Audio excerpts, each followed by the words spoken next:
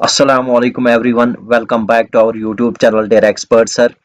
दोस्तों, इससे पहले हमने पढ़ा था टैक्स लॉज, डायरेक्ट और इनडायरेक्ट टैक्सेस। यहाँ पे आज हम पढ़ेंगे टैक्स रजीम के बारे में, यानी जो इनकम टैक्स रजीम और आपका जीएसटी है उसके स्लैब्स के बारे में पढ़ेंगे और फिर उसके बाद एमसीक्यूज करेंगे। यहाँ पे दोस्तों ये जो स्लैब हम पढ़ने जा रहे हैं इसमें हम देखेंगे इनकम टैक्स इंडिविजुअल पे कितना लग सकता है। तो यहाँ पे ये जो टैक्स स्लैब है ये रिवाइज की गई है। ये है आपकी फाइनेंशियल ईयर 25 और 26 की, यानी करंट की। तो यहाँ पे क्या है कि यहाँ पे इससे पहले जो ओल्ड रिजीम थी उसमें सबसे पहले नील था आपका 3 लाख तक।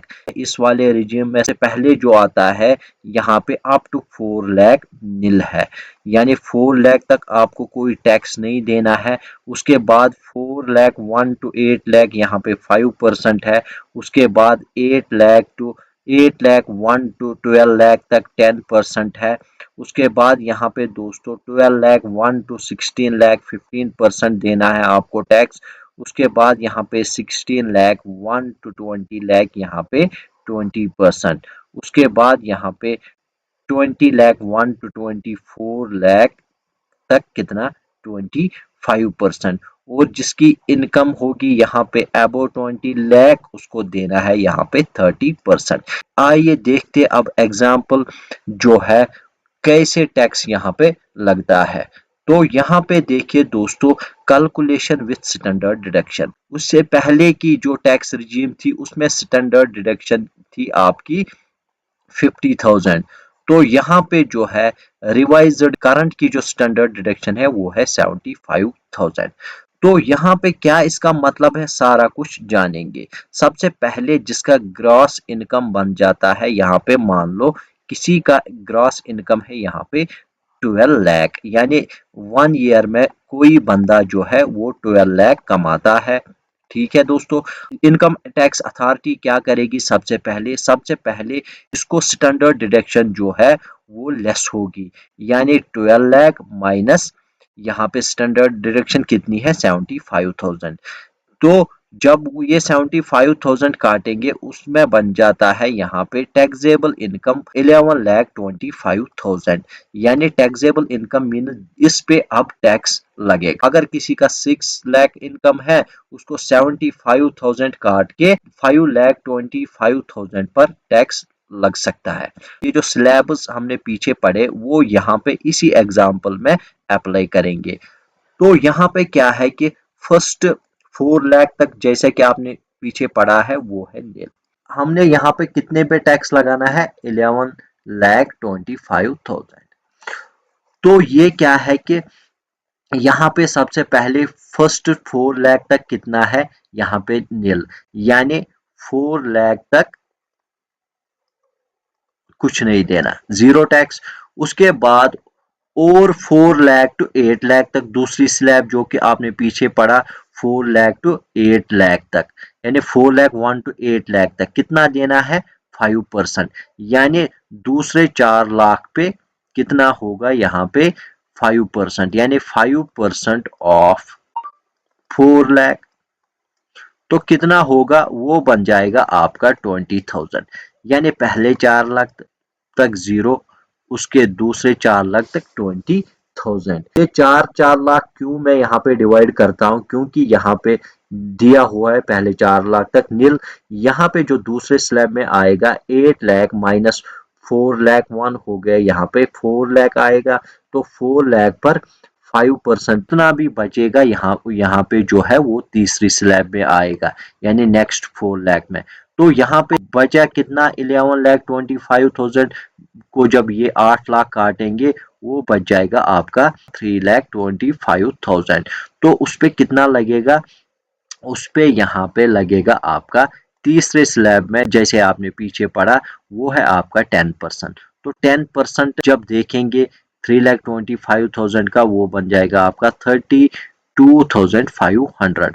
तो टोटल 32,500 प्लस 20,000 प्लस जीरो हो गया आपका 52,500, यानी 52,500 यहाँ पे टैक्स लगेगा किस पे, इस इन्हीं 12 लाख पे, यानी जो यहाँ पे 12 लाख कमाता होगा उसकी टैक्सेबल इनकम लेकिन क्या होगी 11 लाख 25,000 का बनता है आपका 52,500 प्लस जो यहाँ पे सेस होता है यानी टैक्स पे फिर और टैक्स लगता है यहाँ पे 4% देखना होगा 4% ऑफ 52,500 तो यहाँ पे बनेगा आपका ये 54,600 जो है वो पेएबल अमाउंट है किसके लिए, जिसकी इनकम होगी 12 लाख। यहाँ पे जो है सालाना इतना टैक्स बनता है। मैं आपको ये बताते चलूं दोस्तों, जो सैलरीड एम्प्लॉइज है, जो सैलरीड पर्सन है या जो सैलरीड इंडिविजुअल्स है उनको यहाँ पे 12 लाख तक कोई टैक्स नहीं है। ये था आपका जो है इनकम टैक्स स्लैब। अब पढ़ेंगे जीएसटी के बारे में थोड़ा। जीएसटी यानी goods and service tax. GST जो है लॉन्च कब हुआ है, क्योंकि क्वेश्चन पूछा गया यहाँ पे 1 जुलाई 2017। जी हाँ दोस्तों, इसको बोलेंगे यहाँ पे हिस्टोरिक रिफॉर्म आई हुई जिसको हम बोलेंगे वन नेशन वन टैक्स। इससे पहले क्या क्या टैक्स लगता था, वैल्यू एडिड टैक्स, आपका एक्साइज अलग लगता था, सर्विस टैक्स अलग लगता था, ये सभी के सभी इसी में सबज्यूम किए गए, इसको नाम दिया गया goods and services tax. Structure क्या है इसका, यानी ड्यूअल जीएसटी मॉडल है ये। Dual GST model means central GST अलग और स्टेट जीएसटी अलग लगता है, यानी दोनों मिला के यहाँ पे, इसीलिए इसको बोलता है ड्यूअल मॉडल। ये क्या है, ये इंट्रा स्टेट के लिए। इंट्रा स्टेट मीन्स जब एक ही स्टेट में यहाँ पे जो है ट्रांजैक्शन होगी, गुड्स और सर्विस का सप्लाई होगा। और आईजीएसटी किसके लिए, आईजीएसटी यहाँ पे इंटर स्टेट के लिए। जैसे आपका हरियाणा से जम्मू एंड कश्मीर, तो इस पे कौन सा टैक्स लगेगा, इस पे लगेगा यहाँ पे इंट्रा, इस पे लगेगा यहाँ पे आईजीएसटी। तो ये आपको याद रखना है। जैसे हमने इनकम टैक्स रेट पढ़ी थी, अब यहाँ पे जो है ये जीएसटी के रेट्स पढ़ेंगे। 0% टैक्स किन पे है, डेली एसेंशियल्स, जैसे आपका पैकेज्ड फूड्स है, मेडिसिन है, हेल्थ या लाइफ इंश्योरेंस वगैरह, इन पे जो है वो 0% है, यानी उन पे कोई जीएसटी नहीं देना। यहाँ पे 5% किन पे है, एसेंशियल गुड्स, एसेंशियल गुड्स या आपका पैकेज्ड फूड्स या footwear, small house hold items या ईवीज या आपका एक्सरसाइज बुक्स, ये इन पे कितना देना है, 5%। 18% किन पे लगेगा, यहाँ पे 18% देना है स्टैंडर्ड गुड्स जो कि अच्छे होंगे, जैसे इलेक्ट्रॉनिक्स, आपका टीवीज या लैपटॉप्स या टेलीकॉम या फाइनेंशियल सर्विसेज या रेस्टोरेंट सर्विसेज या मोटरसाइकिल, लेकिन बिलो 350 सीसी। उसके बाद यहाँ पे 40% देना है लक्जरी या सिंध गुड्स, ये एरेटेड ड्रिंक्स या हाई एंड कार्स या याच या पान मसाला या टबैको, तो इन पे जो है वो देना है आपका 40%। अब है यहाँ पे चेंजेस। इससे पहले जो ये चेंजेस की गई है कब, 2026 में, यानी फरवरी 2026 से ये लागू होगी। तो यहाँ पे जो है पहले क्या था, 5 स्लैब थी, 0%, 5%, 12%, 18%, 28% प्लस सेस देना पड़ता था यहाँ पे। लेकिन अब जो है now only there are 3 slabs, यानी 5%, 18% और आपका 40%। तो यहाँ पे जो है MRP based valuation, MRP based valuation भी हो गई है कब, 2026 में।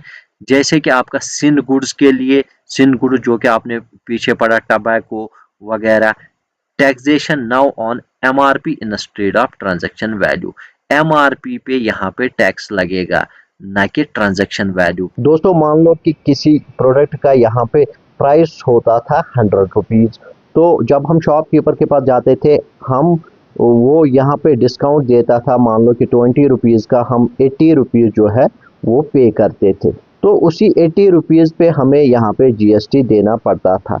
लेकिन अब क्या है कि अब 80 रुपीज़ पे ना लग के यहाँ पे आपका 100 रुपीज़ पे जो है यानी MRP पे GST देना पड़ेगा। लेकिन सिंध गुड्स के लिए 12% या 28% ये एक ही में शिफ्ट किया गया 18% में। इसी तरह दोस्तों यहाँ पे ट्रांसपेरेंसी यानी क्लियर स्ट्रक्चर, इजियर कंप्लायंस यानी क्लियर स्ट्रक्चर दिखाया गया और आपका इजियर कंप्लायंस यानी कंप्लायंस करना, इसको फॉलो करना बहुत इजी है अब, क्योंकि 3 ही स्लैब रखी गई इसलिए ये इजी बन गया। अब है यहाँ पे इंडिया में जो जीएसटी है उसके कंपोनेंट्स है। अब है कंपोनेंट्स, कंपोनेंट्स कितने हैं और क्या क्या है यहाँ पे पढ़ेंगे दोस्तों। यहाँ पे सबसे पहला कंपोनेंट है SGST यानी स्टेट जीएसटी। ये लेवी कौन करता है यानी कौन लगाता है यहाँ पे टैक्स, अथॉरिटी किसके पास है। स्टेट जीएसटी जो है वो स्टेट गवर्नमेंट लगाएगा। किस पे एप्लीकेबल है ये, इंट्रा स्टेट सप्लाई। मान लो कि एक डिस्ट्रिक्ट से दूसरे डिस्ट्रिक्ट सप्लाई जाती है तो इसको बोलेंगे with in the same state, तो यहाँ पे क्या लगेगा SGST। कलेक्ट कौन करता है यहाँ पे, रेस्पेक्टिव स्टेट गवर्नमेंट, जो स्टेट गवर्नमेंट होगी उसके पास ये पैसा जाता है। उसके बाद यहाँ पे CGST central GST, central goods and service tax. यहाँ पे लेविंग अथॉरिटी कौन है, सेंट्रल गवर्नमेंट। जैसे कि यहाँ पे सेंट्रल लिखा हुआ है तो सेंट्रल गवर्नमेंट। एप्लीकेबल, एप्लीकेबल किस पे है, intra state supply. Intra state supply means यहाँ पे with in the same state, ये भी with in the same state है। कलेक्ट कौन करता है, लेकिन कलेक्ट करता है आपका यहाँ पे central government. For intra state transactions tax is split equally, tax equally split किया गया इंट्रा स्टेट के लिए CGST और आपका SGST। यानी मान लो अगर 100 रुपीज यहाँ पे टैक्स बनता है, 50 जो है CGST और आपका 50 आपका SGST बनेगा। तो ये होता है आपका SGST और CGST, लेकिन ये इंट्रा स्टेट सप्लाई के लिए दोनों लगते हैं। अब है यहाँ पे UTGST यानी यूनियन टेरिटरी GST। इसकी लेविंग अथॉरिटी कौन है, यूटी गवर्नमेंट। एप्लीकेबल कहाँ पे है, एप्लीकेबल है intra UT supply. Intra UT means UT में ही, यानी with in the UT without legislature, लेकिन विथआउट लेजिस्लेचर, लेजिस्लेचर यहाँ पे जो है नहीं होना चाहिए। फॉर एग्जांपल चंडीगढ़ में या लक्षद्वीप में यहाँ पे जो है लेजिस्लेचर नहीं है, यहाँ पे आपका UTGST लगेगा। कलेक्ट कौन करता है, यूनियन टेरिटरी एडमिनिस्ट्रेशन। उसके बाद है यहाँ पे IGST। चौथा कंपोनेंट कौन है, IGST यानी integrated GST, integrated goods and services tax. यहाँ पे लिविंग अथॉरिटी होती है आपकी सेंट्रल गवर्नमेंट। तो यहाँ पे एप्लीकेबल कहाँ पे होता है, inter state supply. Inter state supply means between two states या टू यूटीज। अगर हम यहाँ पे यूपी से MP जो है वो प्रोडक्ट भेजेंगे, हो गए यहाँ पे इंटर स्टेट यानी दो स्टेटों के बीच में। या यूटीज, मान लो कि लद्दाख से जम्मू एंड कश्मीर जो है वो प्रोडक्ट आ गया, तो उस पे कौन सा टैक्स लगेगा, इंटीग्रेटेड GST। कलेक्ट कौन करता है यहाँ पे, सेंट्रल गवर्नमेंट। ये याद रखना आपको, central government integrated GST collect करता है। Then shared with destination state, फिर किससे शेयर करते हैं यहाँ पे करते हैं डेस्टिनेशन। डेस्टिनेशन मीन्स जहां पे प्रोडक्ट जाएगा वहां पे ही ये शेयर करते हैं। तो इसका मतलब क्या है, इसका मतलब यहाँ पे इसी टैक्स को बोला जाता है डेस्टिनेशन बेस्ड टैक्स। अब है यहाँ पे एक एग्जाम्पल, एग्जाम्पल 1 है, यानी सबसे पहले इंट्रा स्टेट सप्लाई देखेंगे, यानी दिल्ली टू दिल्ली। यहाँ पे क्या है, या MP टू MP या UP टू UP आपस में ही। तो गुड्स वर्थ ₹1 लाख, 1 लाख जो है वो सोल्ड किए गए कहाँ पे, दिल्ली में। तो GST रेट 18% मान लो। टैक्स कितना काटेगा यहाँ पे, 18,000। सुप्लेट क्या होगा, CGST यानी 9,000 आपको सेंटर को देने पड़ेंगे, आपको यहाँ पे 9,000 जो है वो स्टेट गवर्नमेंट को देने पड़ेंगे। आई होप दोस्तों ये आपको अच्छे से समझ में आया होगा। अब है यहाँ पे एग्जाम्पल 2, इंट्रा यूटी सप्लाई, यानी चंडीगढ़ टू चंडीगढ़ या Jammu and Kashmir to Jammu and Kashmir. यहाँ पे जो है गुड्स वर्थ मान लो कि 50,000 है, चंडीगढ़ में या जम्मू एंड कश्मीर में भेजे गए, जीएसटी रेट है 12%। तो 12% जब हम देखेंगे 50,000 का, वो बन जाता है आपका 6,000। तो सीजीएसटी कितना लेगा, सेंट्रल कितना लेगा, सीजीएसटी कितना कटेगा यहाँ पे 3,000 सेंटर के पास जाएगा और 3,000 यूटी गवर्नमेंट के पास जाएगा। अब है यहाँ पे इंटर स्टेट सप्लाई। एग्जाम्पल 3 क्या है, inter state supply means Delhi to Punjab या आपका हरियाणा टू पंजाब। यहाँ पे जो है दो स्टेट्स के बीच में मान लो 2 लाख यहाँ पे जो है sold from Delhi to Punjab, Delhi to Punjab गई यहाँ पे गुड्स, जीएसटी 18%। तो 18% जब हम देखते हैं 2 लाख का 36,000 जो है वो टैक्स बनता है। तो यहाँ पे क्या होगा, एंटरली चार्ज्ड एट आईजीएसटी, इसी को हम बोलेंगे integrated goods and services tax. Collect कौन करेगा, ये आपको याद रखना है, कलेक्ट करेगा सेंटर, कौन, आईजीएसटी, लेकिन फिर ट्रांसफर करेगा किसको, जहां पे ये गुड्स पहुंचे, यानी पंजाब गवर्नमेंट को। तो यहाँ पे क्या है कि पंजाब को ये अपना शेयर जो है वो देगा।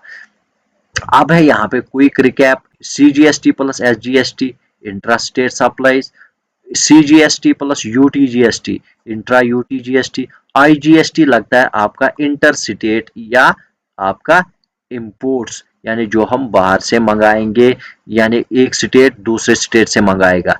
Levy always on the consumer, यानी सारा बोझ जो है वो कंज्यूमर पे पड़ता है, बट कलेक्टेड बाय, कौन कलेक्ट करता है, seller, and deposit to the, किसके पास देता है ये, गवर्नमेंट को देता है। अल्टीमेटली बर्डन यहाँ पे किस पे होता है, कंज्यूमर पे, ये आपको याद रखना है। अब है यहाँ पे एमसीक्यूज, जो भी हमने पीछे पढ़ा अब इस पे एमसीक्यूज करेंगे। Question number 1, which of the following is a direct tax, कौन सा इसमें से डायरेक्ट टैक्स है। ऑप्शन ए है जीएसटी, ऑप्शन बी है एक्साइज ड्यूटी, ऑप्शन सी है इनकम टैक्स, ऑप्शन डी है कस्टम्स ड्यूटी। तो इसका जो सही आंसर है वो है ऑप्शन सी, यानी इनकम टैक्स। उसके बाद क्वेश्चन है, corporate tax is imposed on, corporate tax किस पे लगता है। ऑप्शन ए है goods sold in market, option B है profits of companies, option C है इंपोर्ट्स, ऑप्शन डी है सर्विसेज रेंडर्ड। तो इसका जो सही आंसर है, जैसा कि आपने पीछे पढ़ा है, ऑप्शन बी जो है प्रॉफिट्स ऑफ कंपनीज, इसका सही आंसर है। उसके बाद यहाँ पे क्वेश्चन नंबर 3 है डायरेक्ट टैक्स। जी हाँ दोस्तों, direct taxes are generally, direct tax क्या होता है, ऑप्शन ए है रिग्रेसिव, ऑप्शन बी है प्रोग्रेसिव, ऑप्शन सी है न्यूट्रल, ऑप्शन डी है इनडायरेक्ट। तो इसका जो सही आंसर है वो है प्रोग्रेसिव। प्रोग्रेसिव मैंने आपको कल बताया, जिसकी जितनी इनकम उसको उतना टैक्स, उसको बोलते हैं प्रोग्रेसिव। डायरेक्ट टैक्स क्या है, प्रोग्रेसिव। उसके बाद question number 4, which of the following is not a direct tax, कौन सा इनमें से डायरेक्ट टैक्स नहीं है। ऑप्शन ए है वेल्थ टैक्स, ऑप्शन बी है इनकम टैक्स, ऑप्शन सी है जीएसटी, ऑप्शन डी है कॉर्पोरेट टैक्स। तो यहाँ पे डायरेक्ट टैक्स इनमें से एक ही, यानी जीएसटी नहीं है, गुड्स एंड सर्विस टैक्स, यानी ऑप्शन सी। उसके बाद यहाँ पे question number 5, we tax was abolished in India in 2015, 2015 में एक टैक्स एबॉलिश किया गया था, वो कौन सा टैक्स है। ऑप्शन ए है वेल्थ टैक्स, ऑप्शन बी है इनकम टैक्स, ऑप्शन सी है कॉर्पोरेट टैक्स, ऑप्शन डी है यहाँ पे जीएसटी। तो इसका जो सही आंसर है वो है ऑप्शन ए, यानी वेल्थ टैक्स। उसके बाद यहाँ पे क्वेश्चन नंबर 6 है एस्टेट ड्यूटी। जी हाँ दोस्तों, estate duty is an example of, estate duty किसकी एग्जांपल है। ऑप्शन ए है इनडायरेक्ट टैक्स, ऑप्शन बी है डायरेक्ट टैक्स, ऑप्शन सी है सर्विस टैक्स, ऑप्शन डी है यहाँ पे कस्टम्स ड्यूटी।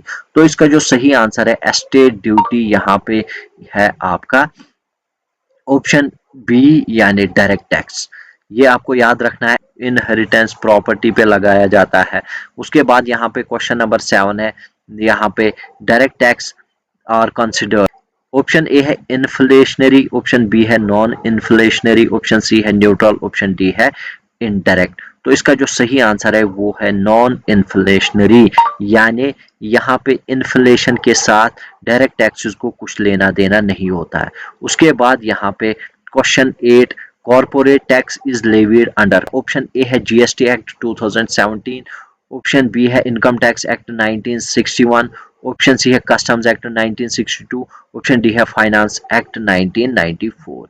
इसका जो सही आंसर है वो है option B income tax act 1961, जो कि बहुत ही इंपॉर्टेंट यहाँ पे एक्ट है। उसके बाद question number 9, dividend distribution tax यानी डीडीटी वाज एबॉलिश्ड इन? ये कब एबॉलिश किया गया? इसका जो सही आंसर है वो है ऑप्शन बी 2020 यानी 2020। उसके बाद यहाँ पे question 10, in all there are dash dash number of sections under the income tax act 1961? Income tax act 1961 में टोटल कितने सेक्शन है? ऑप्शन ए है 298, ऑप्शन बी है 398, ऑप्शन सी है 402, ऑप्शन डी है यहाँ पे 202। तो इसका जो सही आंसर है वो है ऑप्शन ए 298। उसके बाद क्वेश्चन नंबर 11 है यहाँ पे, which of the following is an indirect tax? Indirect tax कौन है इसमें से? ऑप्शन ए है इनकम टैक्स, ऑप्शन बी है कॉर्पोरेट टैक्स, ऑप्शन सी है जीएसटी, ऑप्शन डी है यहाँ पे वेल्थ टैक्स। यहाँ पे दोस्तों इसका जो सही आंसर है वो है ऑप्शन सी जीएसटी। उसके बाद क्वेश्चन नंबर 12 है, excise duty is imposed on? Excise duty जो है वो किस पे लगती है? ऑप्शन ए है इंपोर्ट्स, ऑप्शन बी है एक्सपोर्ट्स, ऑप्शन सी है goods manufactured with in the country, और ऑप्शन डी है यहाँ पे सर्विसेज। तो एक्साइज ड्यूटी आपने पढ़ा है, गुड्स जो है वो मैन्युफैक्चर अगर किए जाएंगे एक कंट्री में, उन पे कौन सा टैक्स लगता है? यहाँ पे एक्साइज ड्यूटी। उसके बाद यहाँ पे क्वेश्चन नंबर 13 है, customs duty is levied on? Customs duty किन पे लगता है? A domestic goods, B imports and export, C services and D यहाँ पे इनकम। तो इसका जो सही आंसर है वो है option B imports and exports. उसके बाद question number 14, indirect taxes are? Indirect taxes क्या है? Progressive, regressive, neutral, direct? दोस्तों इसका जो सही आंसर है वो है आपका यहाँ पे रिग्रेसिव। जो डायरेक्ट टैक्स होते हैं वो होते हैं आपके प्रोग्रेसिव, यानी जिसकी जितनी इनकम उसको इतना टैक्स। यहाँ पे रिग्रेसिव का क्या मतलब है? चाहे कोई अमीर हो या गरीब हो, सबको सेम टैक्स देना है, वो होता है आपका इनडायरेक्ट टैक्स। उसके बाद यहाँ पे question number 15, service tax before GST was levied on? किस पे लगता था वो? ऑप्शन ए है गुड्स, ऑप्शन बी है सर्विसेज, ऑप्शन सी है इंपोर्ट्स, ऑप्शन डी है एक्सपोर्ट्स। तो सर्विस टैक्स जो है जीएसटी से पहले किस पे लगता था? सर्विसेज पे। अब बन गए ये गुड्स एंड सर्विसेज, यानी गुड्स पे भी और आपका सर्विसेज पे भी लगता है। अब है यहाँ पे question number 16, which of the following is included in GST? कौन सा यहाँ पे जीएसटी में इंक्लूड किया गया? ऑप्शन ए है एक्साइज ड्यूटी, ऑप्शन बी है इनकम टैक्स, ऑप्शन सी है कॉर्पोरेट टैक्स, ऑप्शन डी है वेल्थ टैक्स। जैसा कि आपको पता है ये इनमें से एक ही इनडायरेक्ट टैक्स है, वो है ऑप्शन ए एक्साइज ड्यूटी। उसके बाद question number 17, indirect taxes are collected by? Indirect tax जो है वो कौन कलेक्ट करता है? ऑप्शन ए है गवर्नमेंट डायरेक्टली, ऑप्शन बी है सेलर्स, ऑप्शन सी है कंज्यूमर्स, ऑप्शन डी है बैंक्स। तो कौन यहाँ पे कलेक्ट करता है? सेलर्स। सेलर्स किनको देते हैं? फिर गवर्नमेंट को। उसके बाद यहाँ पे क्वेश्चन नंबर 18 है, which of the following is not an indirect tax? इनमें से कौन सा इनडायरेक्ट टैक्स नहीं है? ऑप्शन ए है कस्टमर ड्यूटी, ऑप्शन बी है एक्साइज ड्यूटी, ऑप्शन सी है कॉर्पोरेट टैक्स, ऑप्शन डी है यहाँ पे वेल्थ टैक्स। तो इनडायरेक्ट टैक्स कौन नहीं है यहाँ पे?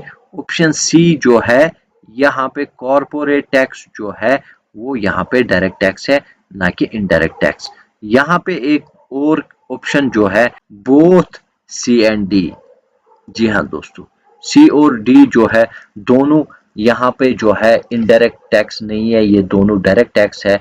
तो ऑप्शन ई यानी बोथ सी एंड डी इसका जो है वो सही आंसर आएगा। उसके बाद यहाँ पे दोस्तों question number 19, indirect taxes effect? Indirect tax किस पे असर करता है? ऑप्शन ए है प्राइस ऑफ गुड्स या सर्विसेज, ऑप्शन बी है इनकम डायरेक्टली, ऑप्शन सी है वैल्यू डायरेक्टली, ऑप्शन डी है प्रॉफिट डायरेक्टली। इसका जो सही आंसर है वो है option A prices of goods या सर्विसेज। उसके बाद question number 20, the goods and service tax GST came into effect on? कब से ये लागू हो गया जीएसटी? ऑप्शन ए है 1 जुलाई 2017, ऑप्शन बी है 1 अप्रैल 2016, ऑप्शन सी है 1 जन 1 जनवरी 2018, ऑप्शन डी है 1 मार्च 2015।